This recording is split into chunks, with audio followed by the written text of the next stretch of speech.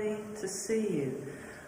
This is our welcome address, which is going to be given by the Vice-Chancellor, Professor Sir David Eastwood. And as you were just told, this is for people here, our Birmingham scholars. We're absolutely delighted to welcome you. And also for people in Dubai, international students who may still be at home, and people around the country and on campus through live stream. And all of you will be able to answer questions, you can answer them too if you like, but ask questions using the Slido that we'll put up after the Vice-Chancellor's speech. And if you just put your questions in as they come, and then we'll pick them up and we'll have a question and answer session at the end. So whether you're in the room or elsewhere, you can submit your questions. So, without further ado, I'd like to welcome our Vice-Chancellor, Professor Sir David Eastwood, who's going to deliver this year's welcome address.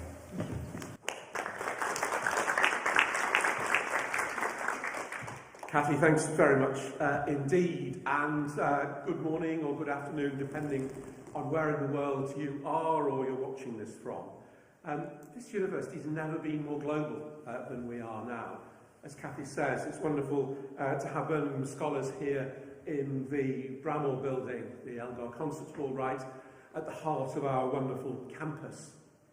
We've also got our students in Dubai who are waiting actually to move into their wonderful campus. For those of you who don't know, we have been building our own campus in Dubai.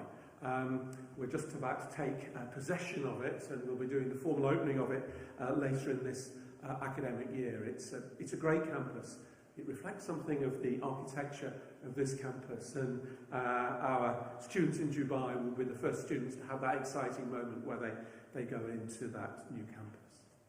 There are other students who are here on the Birmingham campus watching online. Welcome to you. And there will be lots of our international students who are watching online. And for many of you, we're looking forward to welcoming you here to the Edgbaston campus later in the year. So wherever you are, a really warm welcome. What I'm here to do really is to welcome you into the great community of the University of Birmingham, a community which was established back in 1900 when this university was founded, and it's a community which has been growing ever since. Very often when students arrive at university, and when they arrive at this university, there's that mixture of excitement and apprehension. Excitement because of the next 3 or 4 years which are ahead of you. And some apprehension, what's it going to be like? How well am I going to do? How am I going to fit in? Well, I'd like you to put any of that anxiety, any of that apprehension behind you. This is a competitive university to get into. This university has thousands and thousands of applicants. And all of you who have joined the University of Birmingham, whether you're here at Edgbaston or in Dubai or currently online, you've been selected to join the university. You've been selected because of your achievements so far. You've been selected because of your ambition. And you've been selected because we really do think you are a University of Birmingham person. You are a University of Birmingham student. You would not be here if you hadn't already achieved. You would not be here if we weren't confident that you will achieve academically, you will achieve professionally, and you will be a great University of Birmingham student. So if you're feeling anxious, put that anxiety aside. And if at any point during this week, Freshers' Week, the coming weeks, or at any point in your course, if you are worried, seek out help. There's nothing wrong with seeking out help. There's nothing wrong with reaching out, whether it's help academically with your work, whether it's guidance on the way in which you might make choices in your programme, if it's about your own well-being and welfare. We are here, me and my colleagues are here to work with you and to support you. So there is no reason to be anxious now, and there's no reason to be anxious later on. We are a community, and we are a community that supports one another. We are a community that succeeds, and that succeeds together. So, enough of apprehension, enough of anxiety. Let's look forward and let's focus on your ambition. I want to come back in a moment to the university as an academic institution. But a university like this is much more than just an academic institution. Very often when I meet Birmingham alumni around the world who were here 20, 30, 40 years ago, they say to me, it was Birmingham that made me. It was my time at Birmingham which changed me. It was my time at Birmingham which transformed me. And of course they were talking about their academic studies. Of course they were reflecting on their academic success. But they were doing and are doing much more than that. Because they had immersed themselves in the life of the university. They'd taken full advantage of everything this university has to offer. And you'll already be seeing that in what our student guild has to offer, what our student societies have to offer, what our sports clubs have to offer, what our drama has to offer, what our music has to offer, what our political societies have to offer. You can and you should and you must take full advantage of that. Many of you will know what your other interests are and you'll want to pursue them. You want to act, you want to perform, you want to be on the sports field. Great. Some of you will want to try new things, try different things. My advice to you, my encouragement to you, is to do that. Is to try things out. Is to start things. If it's not right, stop it. Start something else. If you can imagine something that you're interested in that we don't have a society for, and we have about 500 societies, but if you can imagine something you're interested in that we don't yet have a society for, start one. There will be other people, if you're interested, who will be interested. And why is it important to immerse yourself? It's important to immerse yourself because you'll never have another opportunity like this in your life. It's also important to immerse yourself because you want to discover yourself. You want to enrich your life and your opportunities. And also, when you come to move on from the University of Birmingham, when you're moving into the chapters of your life beyond university, of course it will be your academic success that stands you in good stead. But it will be the other things that you have done, the other things that are on the CV, the other things that have made you as a person, that have given you a wider vision, that have given you confidence. It will be the way all of that comes together that enables you to make that next step and the step beyond that. So the worst thing you could do would be to graduate from the university in 3 or 4 years' time and say, I wish I had. I wish I'd tried that. I only discovered it in my final year. The first year is a really important time. It's a foundational time. Immerse yourself in the university. And what sort of a university is this? It's one of the country's best universities. It's one of the best 100 universities in the world. It's a university that is located in this city, the second city of the country. A great, rich, vibrant city and a great, rich, vibrant community. It's a university of great national stature. It's a university which has produced 2 prime ministers. It's a university which has produced many Olympic gold medalists. It's a university which has produced great scientists, great writers. And if you have a moment, walk around the campus. Do our blue plaque trail. You'll have already seen on many of our buildings there are blue plaques. There are 2 blue plaques on this building to 2 of our country's greatest composers who are professors of music here at this university. But go round that blue plaque trail and just see the people who have been here, the people who have worked here. And also, you're joining a truly international university, a university which is known around the world. It's known around the world for its excellence. It's known around the world for its 11 Nobel Prize winners. It's known about the world for its transforming contributions to knowledge, to research, and to understanding.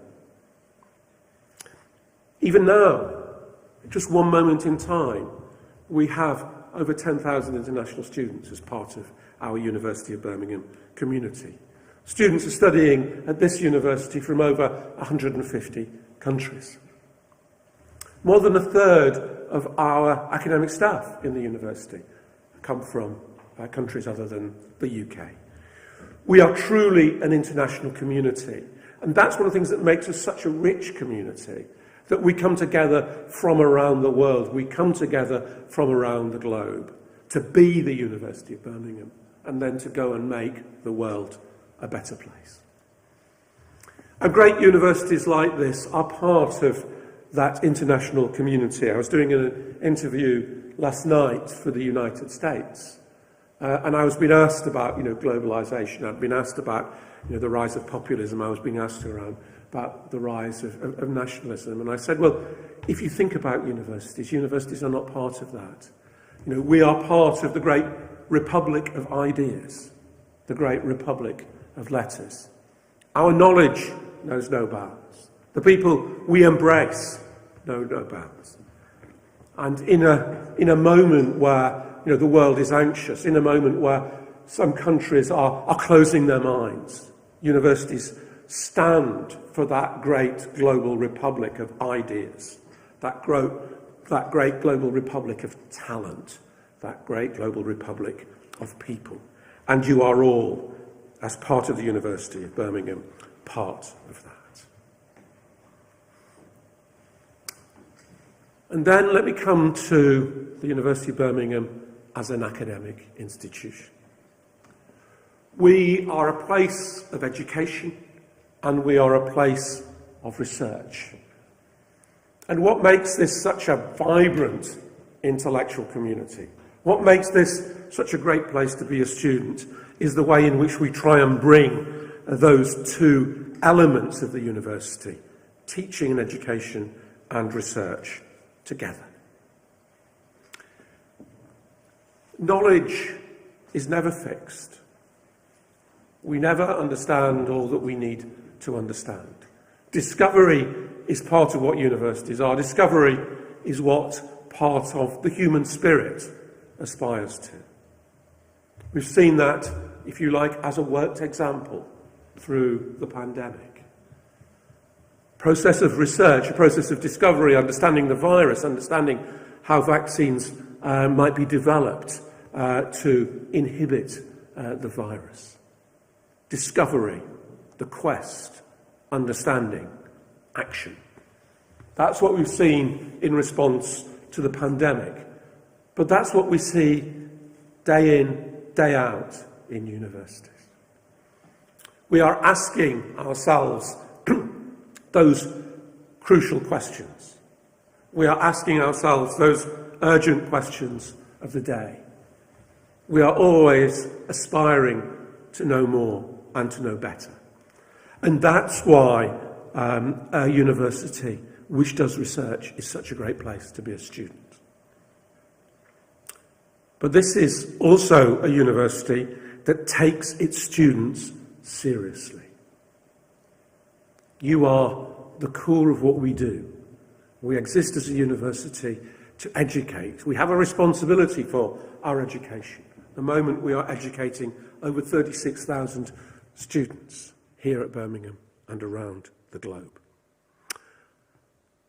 And in doing that, we commit to taking all of you, all of your ambitions, all of your interests seriously. We want to explore with you. We want to support your learning. Sometimes that will be challenging. Don't be afraid of those challenges. We challenge you in your education, not because you're doing badly, but because we know how well you can do. We challenge you to stretch you. We challenge you to raise your achievements intellectually and academically. And in doing that, we promise that you will be taught by people who are thoroughly engaged, people who are grounded in your subjects, in your programs, people who are interested in, who are excited by the prospect of teaching you. But as well as the faculty who you will come into contact with day by day, we have great professional services who are here to support your learning, to support your education, and to support your student life in all sorts of ways. And it's the totality of the university community which makes being a Birmingham student such a rich, such a wonderful, and such a transformatory existence.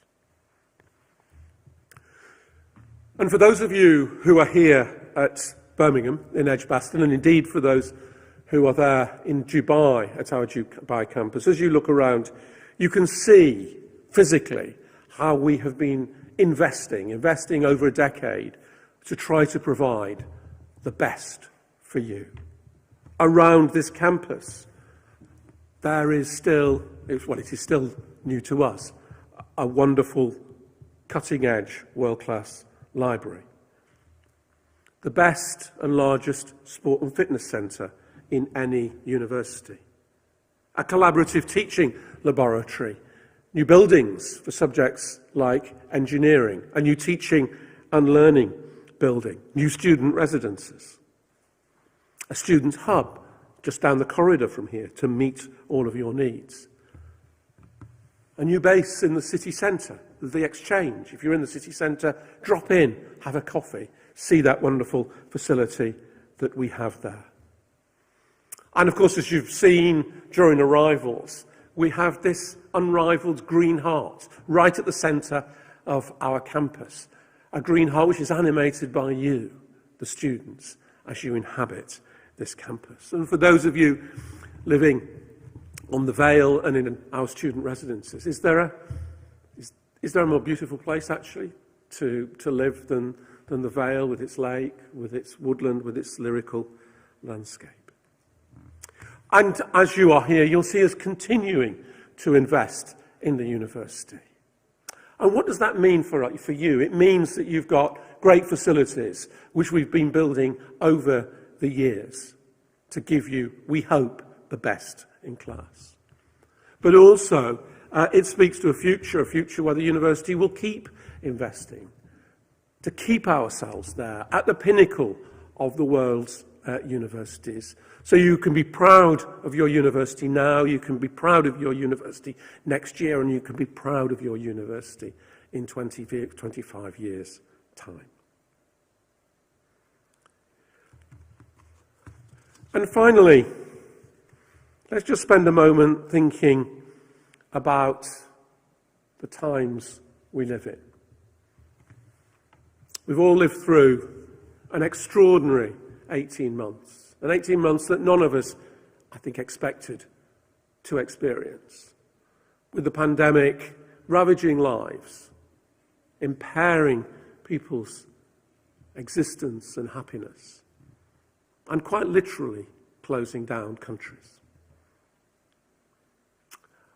I hope and believe that we, as a country, we as a university, and indeed globally, are beginning to move beyond the phase of the pandemic. We are learning to control and to live with the virus. But everything has been scarred by that. Lives have been scarred by that. Institutions have been scarred by that. The economy has been scarred by that. And that leaves us, I think, with particular responsibilities. We here at the university are acutely aware of the way in which your studies, your learning over the last 2 years has been dislocated by the pandemic, and that's true of our students who come from the UK, just as it's true of our students who come from China, who come from India, who come from other countries. And we commit to working with you to make good some of those academic experiences that you haven't had. We're putting in special support this year to enable you to make that transition into the university and into university education. We have a special responsibility to enable you to move beyond the experience of the pandemic. But in a university community, and those of us in a university community are in a privileged place. There are others who will have suffered still more. There will be economies here and elsewhere in the world which have been dislocated. There will be people who have been marginalised, who may become, if we're not careful, still more marginalised. And that gives us individually and collectively a particular responsibility, because we are in the process of building the world beyond the pandemic.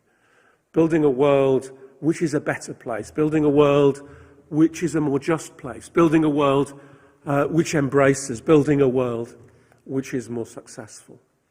And we as a university are committed to that. We as a university are committed to playing our part in building back beyond the pandemic and building back still better beyond the pandemic. And we'll do that through our research, we'll do that through our support, and we'll do that most of all by the great people that we educate here, by the talent that we nurture here, and by the contribution that our graduates will go on to make. So you join a great university with a great and distinguished history, and a university with a really exciting future. Some of you may know that after nearly 13 years as Vice-Chancellor of the University, I'm going to be retiring in December. I'm going to retire with a great sense of privilege of having been a part of this university for nearly 13 years. I'm going to retire with a sense that we've done some really interesting and important things over the last decade or more.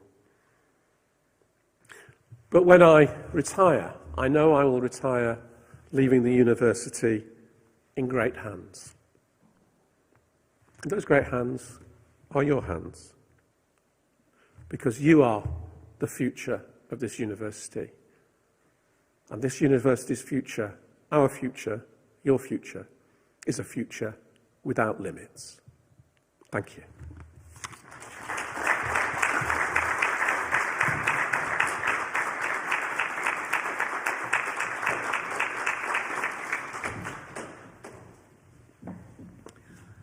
Okay, so I think a slide is going to appear, yes. So if you'd like to make sure you log in and use the code, then that's your way for submitting questions. And as soon as they start coming in, we'll start dealing with them.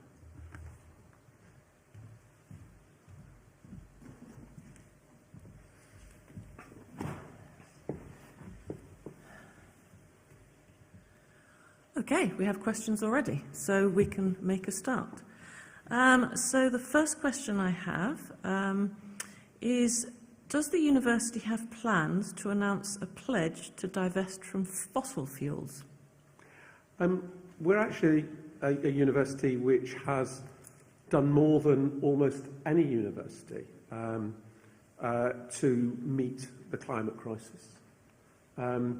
We have, and this is unique for any university, an energy demonstrator here in the city of Birmingham, the east of Birmingham, the Tyseley Energy Park, where we are pioneering new carbon-neutral solutions to the city's transport. We are pioneering new ways of translating waste into energy. We are committed as a university through our University Strategic Framework to being a model university in terms of our contribution to decarbonisation. Out in Staffordshire, interestingly, we have the only experiment of its kind in the world, which is looking at the way in which trees will adapt to 2050 levels of carbon emissions. I could go on. There's a whole series of things we're doing. So what we're doing is we're looking for practical solutions. As far as fossil fuels are concerned, we have been reducing our holdings in fossil fuels. And with the exception of one small fund, we don't have holdings in fossil fuels.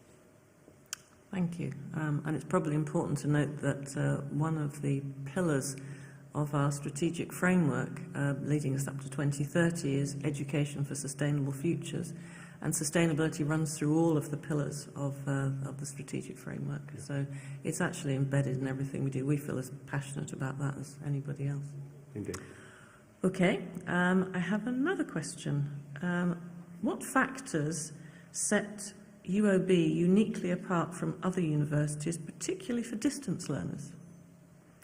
That's a really interesting question. I think, and Professor Armour, of course, is the Pro-Vice Chancellor for Education. So if I make too big a claim here, she might tell me off afterwards. So are we unique? We're probably not unique.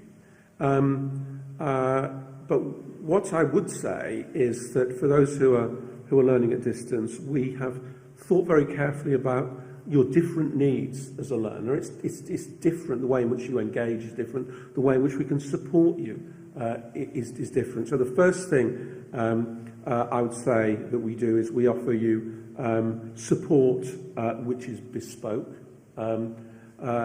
We have, and particularly actually over the last 2 years, we've thought very carefully about the way in which we deliver our distance programmes. These are not just sort of packaging up stuff we do here at Birmingham and pushing it out digitally. These are programmes which are developed and conceived as distance programmes.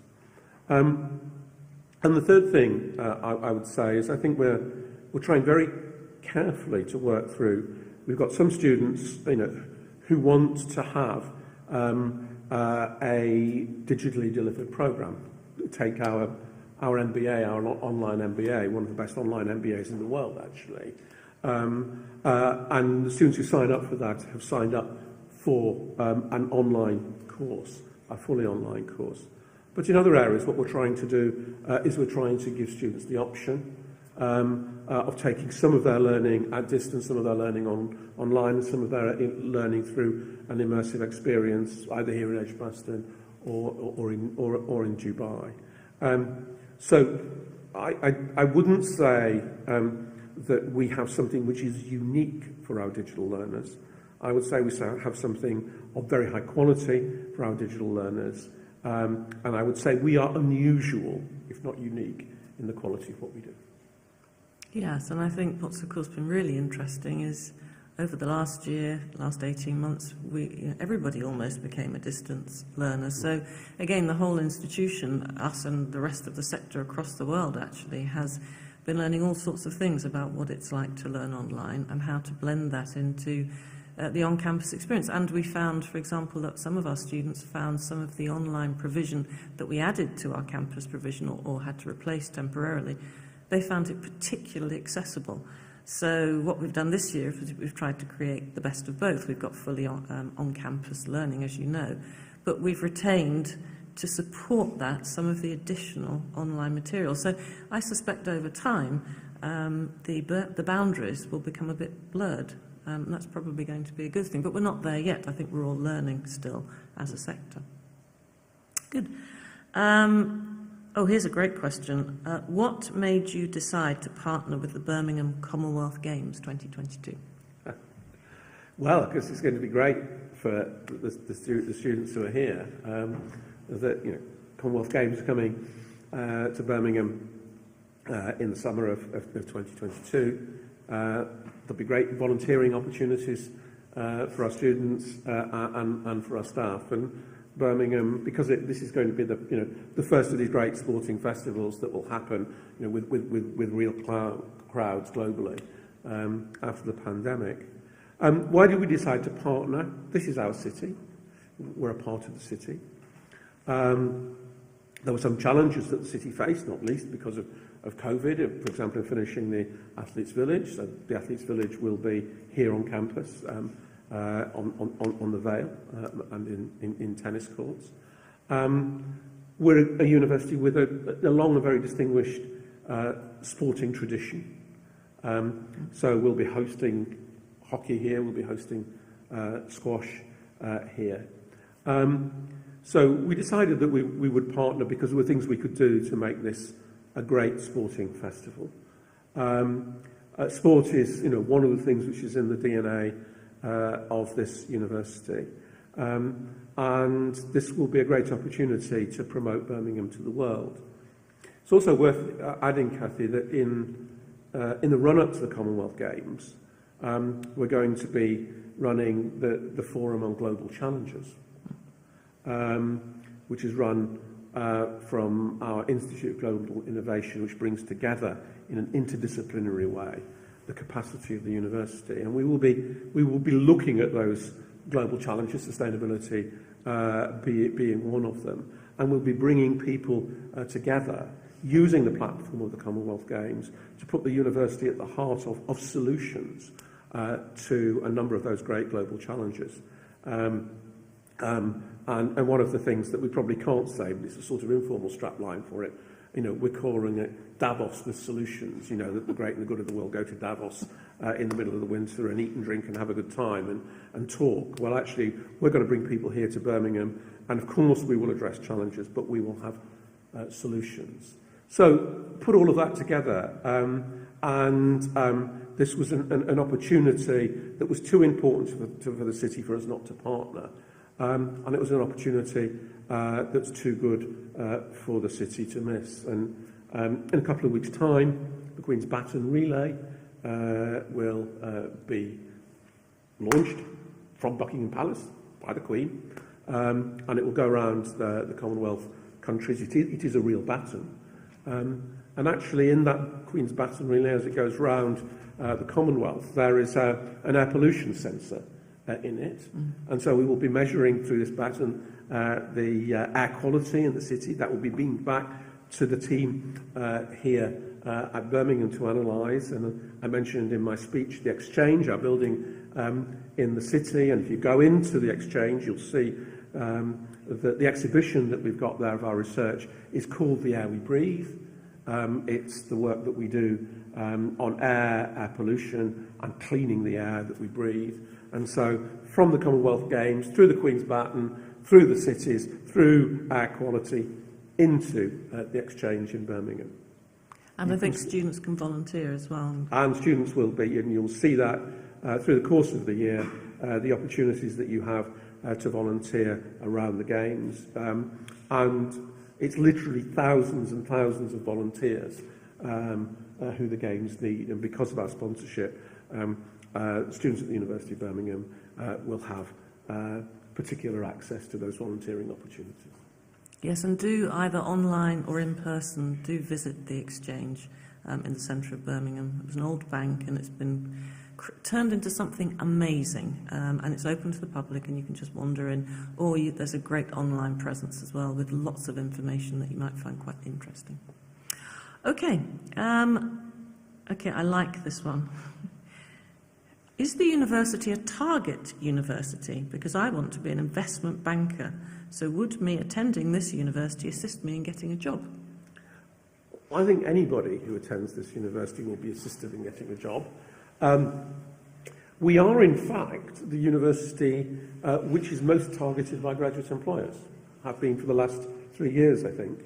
So employers come to this university to target their recruitment, to target our students. They'll be here in the Great Hall of the university.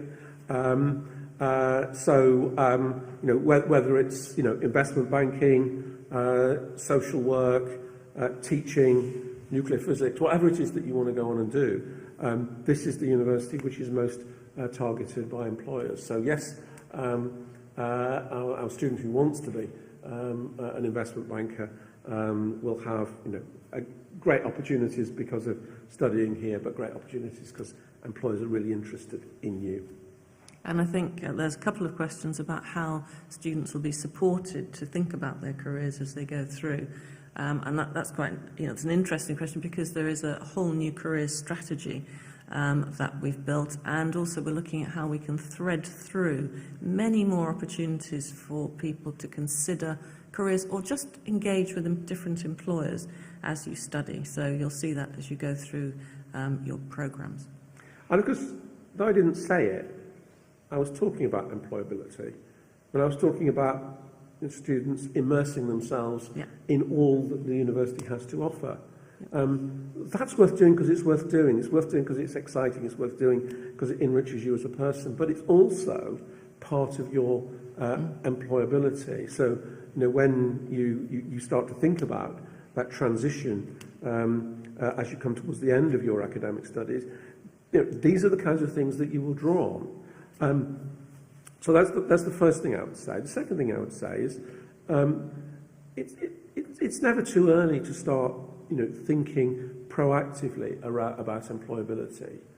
And that's not about saying, I want to go and work on an oil rig or whatever it might be that you want to do. It is about thinking about the way in which you're going to build that sort of portfolio of experience, which gives you that edge. And as part of that, think about the opportunities that we create here for internships, for short immersions in the workplace. Think about exchanges. Think about the opportunity of spending some time studying abroad. Now, not all of this is right for everybody, but these are opportunities that everybody should think about. And the worst thing that can happen is you get into your final year and think, actually, I wish I'd taken that internship opportunity. I wish I'd spent a bit of time abroad.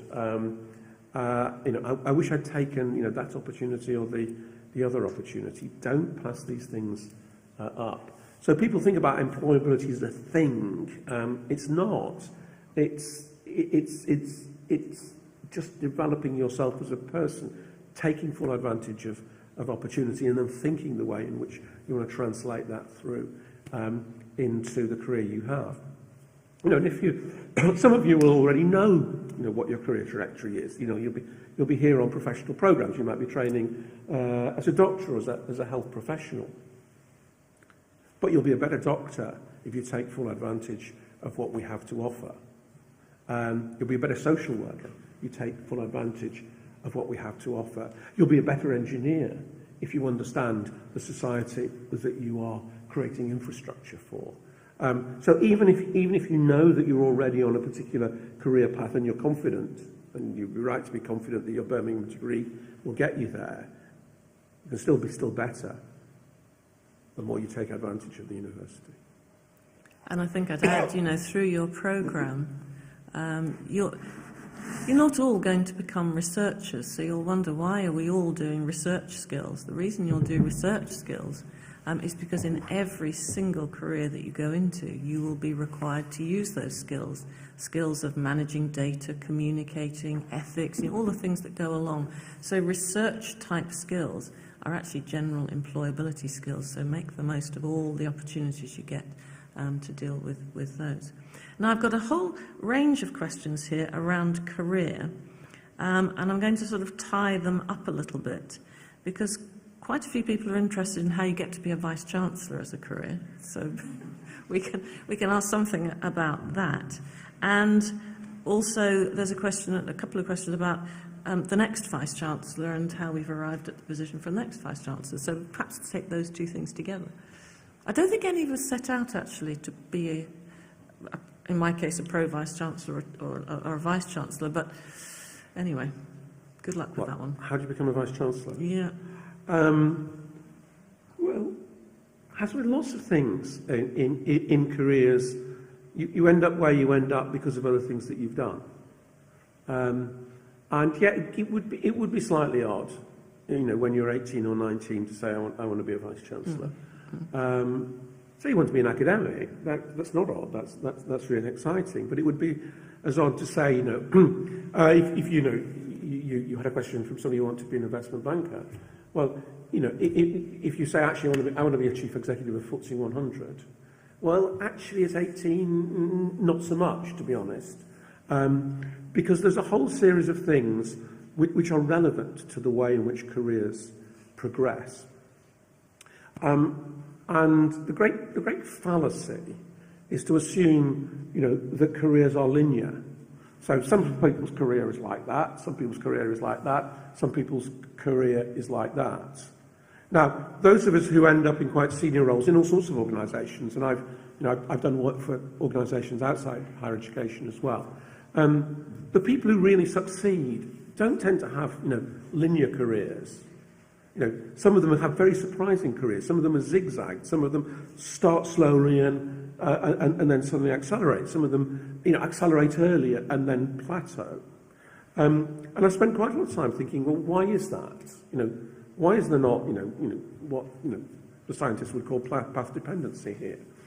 And it's because of the sort of complex interplay between, ability, experience, and personality. Quite a lot of what happens in careers is about you as a person. Of course you've got to have the skills, of course you've got to have the experience, of course you've got to have the capability. But one of the reasons I've spent so much of this afternoon talking about doing a range of things is that it is that development of you as a person which is going to be just as important if you aspire to a career that might take you to the top or to near the top of a particular profession or industry or service. The other thing I would say, often people, in higher education, our walk of life, Kathy, people ask me, well, how do you become a Vice-Chancellor? And the other thing, if you want to move on in your career, the most important thing you can do is to do your current job well. It's a great fallacy to think, I'm thinking 2 or 3 steps ahead. I'm planning my career. When I'm 35, when I'm 40, I'll be doing this. The most important thing is that you do your current job, whatever it is, really well. And then you make the next step appropriately into something you want to do. I think for most graduates of this university, you will have lots of choices. And you will decide the way in which you want your career to evolve and to develop. And the final thing I would say, is it's a privilege to have choices, actually, in life and career. But those choices are sometimes quite challenging. There are people who can move into more senior roles, into organisations, who choose not to. And nobody should deride them for that, because they may have other interests, they may have other responsibilities, they may have caring responsibilities. They may want to pursue, a particular hobby that they've got. So it's not the only rational thing, as it were, to optimise your career trajectory. It's the balance that you want in your lives. And certainly, if you end up being a Vice-Chancellor, if you end up being a Chief Executive, there are things you sacrifice in order to do that. Yes, be passionate. Love what you do. It really helps. And yes, it will stutter. Your career will, life comes at you at all sorts of different times. But providing you really love what you do and you keep that integrity, then you can pick up again at various points. So, things don't go in straight lines. That's for sure. Life doesn't go in straight lines. So there's another question. There was another question, which is, who's our next Vice-Chancellor? So our next Vice-Chancellor is Professor Adam Tickell, who's currently the Vice-Chancellor of Sussex. He's a geographer, and he had spent time at this university. We appointed him as the Pro-Vice-Chancellor for Research. Kathy's the opposite number, who leads for us on research, and then he moved into the role of provost, which is my academic deputy. So he knows the university well. He went to Sussex just over 5 years ago. He's an experienced Vice-Chancellor. How are Vice-Chancellors chosen? The universities go through a long process. So, in fact, it's in my contract that I had to give 12 months' notice that I was going to retire. And the reason for that is it takes time for the university to think, what does it want in its next Vice-Chancellor? It then does a search, a wide-ranging search process to put together a big field of candidates, and then puts together a selection process, selection panel of the people who meet candidates and advise, and then finally the decision is made on the recommendation of the selection committee to the university's council. That's the governing body of the university, and that process normally takes a good 6 months. It did in our case, and then usually because people who are appointed as Vice-Chancellor are in senior roles elsewhere, they have to give notice and time to move. So it's Adam who will be Vice-Chancellor from the 1st of January. It's a bit of a homecoming for him because, as I said, he was with us for 6 years. It was an exhaustive and interesting process, which I was not involved with. And he's already engaging with us, of course, in preparation for starting on the 1st of January. So jumping around a bit, but it's as the questions come in, there's a question that a lot of people have liked, actually, which is, what advice would you give to local students who commute, who may not have the typical university and campus experience? Firstly, that we will support you. We recognise you're learning in a slightly different way. We will support you, and indeed our Guild of Students, our student union, will support you, and it does particular work to support and to enrich the experience of what is sometimes called commuter students. I don't particularly like that phrase. And some people choose to commute because they've got, carrying responsibilities, family responsibilities. Some because they are particularly comfortable and want to remain in their own domestic and home setting. What I would say to them is, you're fully a part of the community of the university, and as your circumstances allow, take as much advantage of that. So, for some students, particularly those with caring responsibilities, they won't have all of the time that other students have. They won't be able to do all of the things that I was encouraging students to do, but they can do some of them.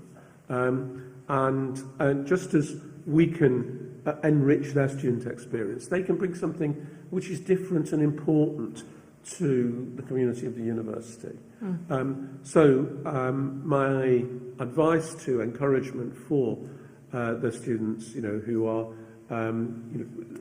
living in the city, is to be as full a part of the university as they can be, because it's in their interest, but it's particularly in our interests.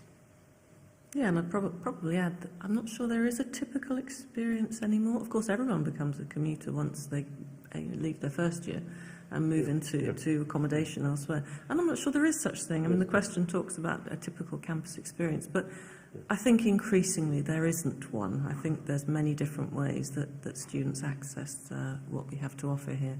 I was a part-time student at postgraduate level, and that just worked for me. And I think all sorts of things can work in different ways. This is I'm just going to make sure I don't jump around too much. There are a bunch of questions around studying abroad and opportunities for exchanges abroad, and some concern that it might be different since Brexit. We worked very hard to make sure that Brexit didn't impair the opportunities for students. So there are lots of opportunities to study abroad in Europe. We have formal partnerships with some universities in Europe. We have informal partnerships with others. So for students who want the opportunity to study in continental Europe, then those opportunities are there.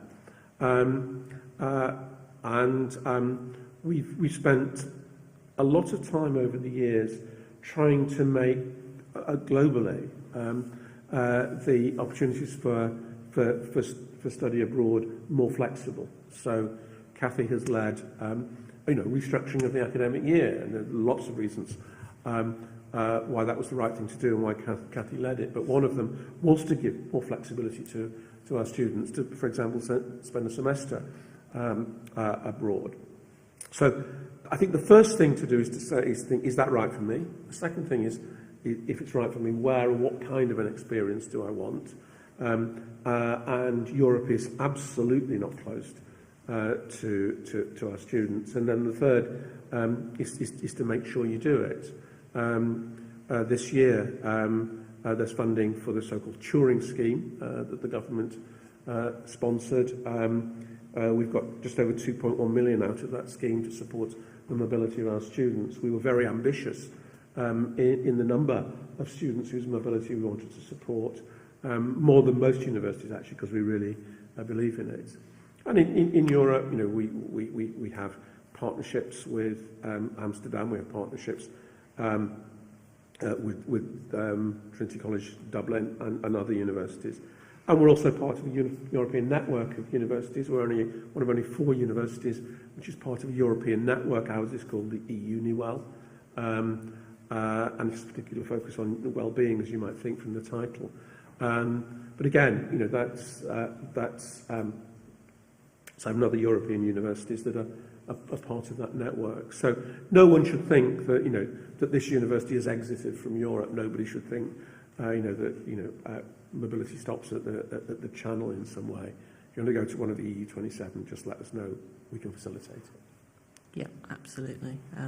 Different maybe, but I think some of our most popular study abroads were actually Sunshine Coast of Australia or California. I wonder why. So that probably hasn't changed very much. There are sort of a clutch of questions here which are particularly interested in you and things about you. So I'm going to try and sort of pull them all together as the final question. So things like, what are your fondest memories and what you're going to miss most? I think that's a sort of a clutch of questions. And then looking forward, how would you describe UOB, the future of UOB, in 3 words? So try to pull those things together about you, I think. So what will I miss most about the university? I'll miss most being part of the university, actually. And I know I'm right about that because for 2 periods in my career, I wasn't part of a university. For those who don't know, I'm an academic by background. Yes, there was another question about what did you study for your degree, yeah, so we can throw that into. Okay, well, I studied modern history at the University of Oxford. Modern history at the University of Oxford starts in 275 AD, just in case you think I only know about the 20th century. And my teaching career mostly was at the University of Oxford, and I was a specialist in 18th and 19th century British and European history. And then I went into various leadership roles, and I ran a research council, and I ran what was then the Higher Education Funding Council, and both of those took me out of university communities, but I visited universities a lot. I think I'm the only person in the country who's visited, I think, every university in this country. And it was always a slightly piquant experience. I would go into a university and I realised I missed it. I missed being part of that community of researchers, that community of students, that vibrancy that you get in universities. And I know. Come January when I'm not here, and effectively I live on campus. I'll miss that. I'll miss that buzz that you get. And it's particularly true here because here it's a wonderful campus. You just see people around you experience that. So I know I'll miss that, and this has been a real high point in my career. And I'll miss the people. I just, work with wonderful people here. I'll be doing some other things in retirement. But, will it be the same? No, of course it won't be the same.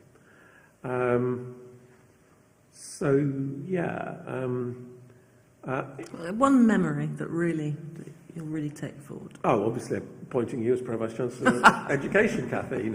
I don't know what this. One. So I've got one. I think if I were you, I would miss, and that's when new staff start.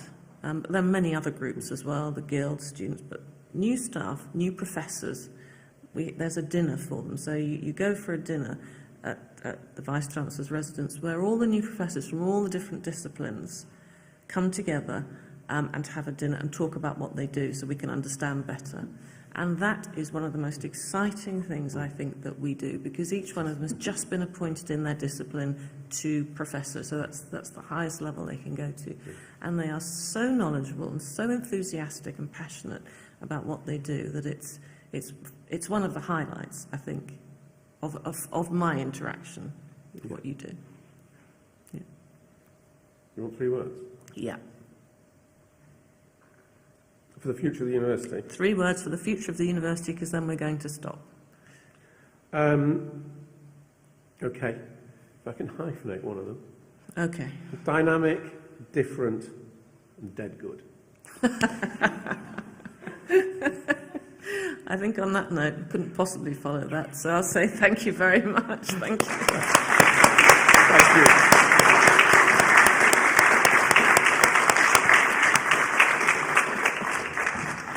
So I think somebody now is going to come and tell us that we